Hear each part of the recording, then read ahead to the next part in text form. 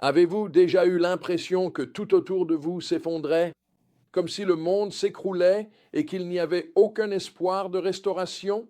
C'est exactement ce que devait ressentir Israël à l'époque d'Ézéchiel. Ils étaient en exil. Leur patrie était en ruine et il semblait que Dieu les avait abandonnés. Mais au milieu du jugement, Dieu prononce une parole d'espérance, une promesse de renouveau.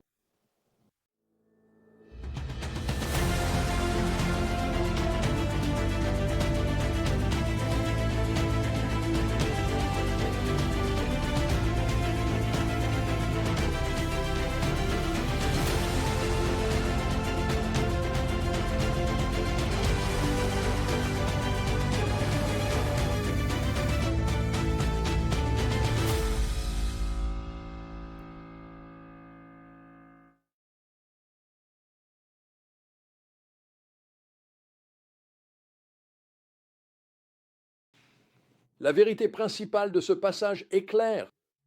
Dieu n'en a pas fini avec les siens. Ézéchiel 32, versets 33 et 34 dresse un tableau à la fois d'avertissement et d'espérance. Dieu appelle son peuple à la repentance, tient les dirigeants pour responsables et promet un avenir où lui-même sera le berger de son peuple. Ézéchiel 32 commence par une autre prophétie contre l'Égypte, la nation en laquelle Israël avait placé sa confiance à tort au lieu de Dieu. C'est un rappel solennel que les puissances humaines, aussi impressionnantes soient-elles, font finalement face au jugement de Dieu. Le chapitre utilise des images saisissantes du Pharaon, décrit comme un monstre marin déchaîné qui sera pris dans le filet de Dieu et jeté sur la terre ferme pour y mourir. Le message est clair. L'Égypte, qui se croyait invincible, rejoindrait les autres nations déchues dans, je cite, la fosse, la tombe des puissances oubliées de l'histoire.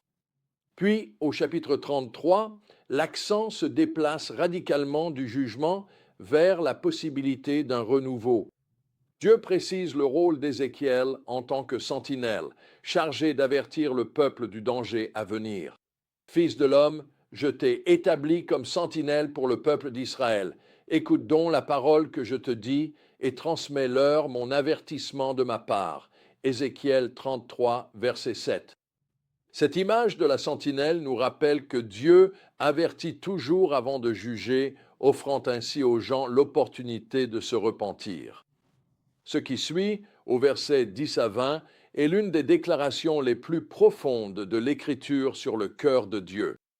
Les Israélites exilés se sentaient sans espoir, disant « Nos offenses et nos péchés pèsent sur nous, et nous dépérissons à cause d'eux. Comment pourrions-nous vivre » Chapitre 33, verset 10. Ils croyaient que leurs péchés les avaient définitivement coupés de la faveur de Dieu, mais la réponse de Dieu révèle sa véritable nature. Aussi vrai que je vis, déclare le Seigneur souverain, je ne prends aucun plaisir à la mort du méchant, mais plutôt à ce qu'il se détourne de sa conduite et qu'il vive. Détournez-vous, détournez-vous de vos mauvaises voies. Pourquoi mourriez-vous, peuple d'Israël? Chapitre 33 au verset 11. C'est révolutionnaire. Dieu ne prend aucun plaisir dans le jugement.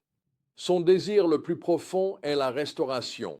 Le chemin du renouveau reste toujours ouvert s'il y a repentance, quels que soient les échecs du passé. Le chapitre 34 identifie ensuite la cause profonde de l'effondrement d'Israël, un leadership défaillant. Dieu condamne les bergers d'Israël, les rois, les prêtres et les responsables qui ne prenaient soin que de vous-même en négligeant le troupeau.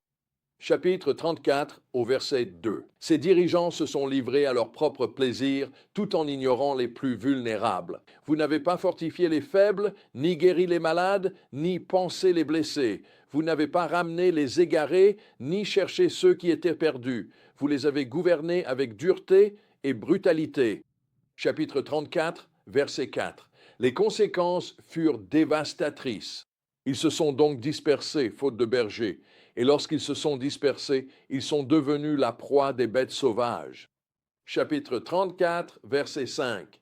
Privée de chef, la nation est tombée sous la coupe des puissances environnantes.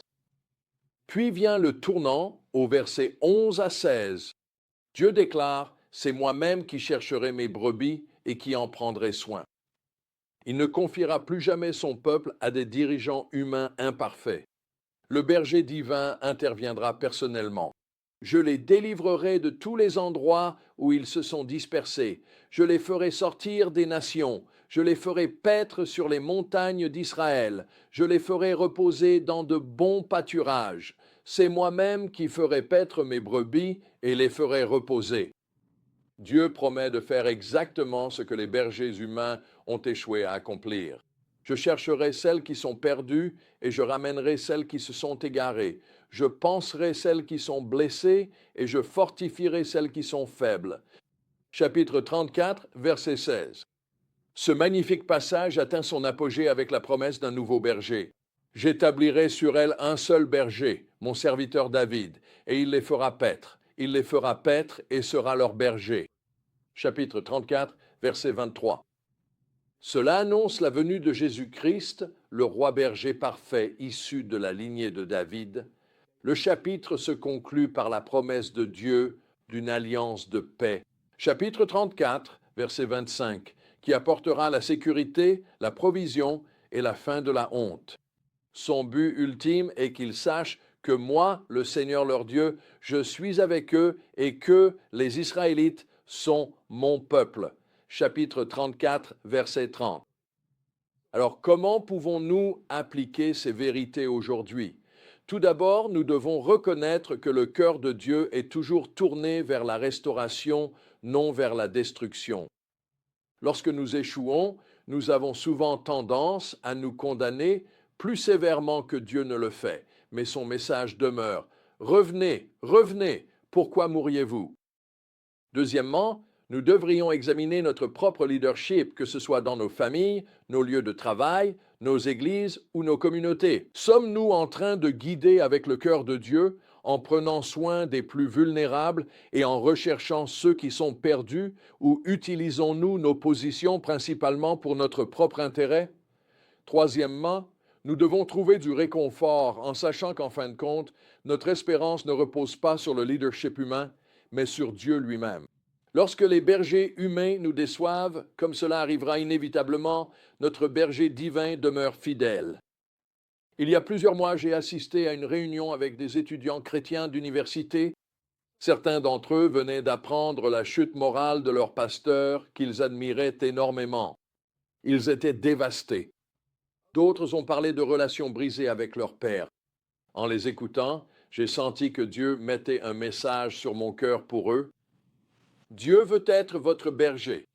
Il veut être votre père. Ayez confiance en lui. Il ne vous décevra jamais. Le message d'Ézéchiel 32 à 34 est intemporel. Aucun échec humain n'est définitif. Le désir de Dieu est toujours la restauration. Sa méthode est l'intervention directe.